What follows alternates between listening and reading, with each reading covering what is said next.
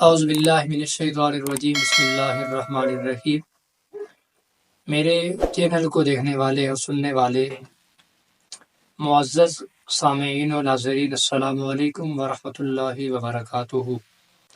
جیسا کہ میرا اور آپ کا موضوع چل رہا ہے حضور نبی مکرم صلی اللہ علیہ وسلم کے ارشادات کی بارے کی روشنی میں حسن اخلاق، اللہ کے نبی صلی اللہ علیہ وآلہ وسلم کی بارگاہ میں حضرت ابو ذر غفاری رضی اللہ تعالیٰ عنہ عرض گزار ہوئے کہ یا رسول اللہ صلی اللہ علیہ وسلم، میں کہیں سفر پہ جا رہا ہوں، آپ مجھے کچھ نصیحت فرمائیے۔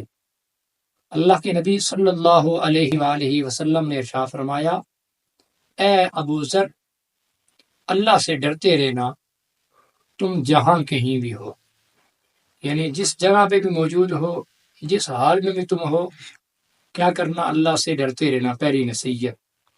دوسرا، رسول اللہ صلی اللہ علیہ وآلہ وسلم نے ارشاد فرمایا، جب تم سے کوئی گناہ ہو جائے تو فوراً نیکی کر لینا، وہ نیکی تمہارے اس گناہ کو مٹا دے گی، وہ نیکی تمہارے اس گناہ کا کفارہ بن جائے گی۔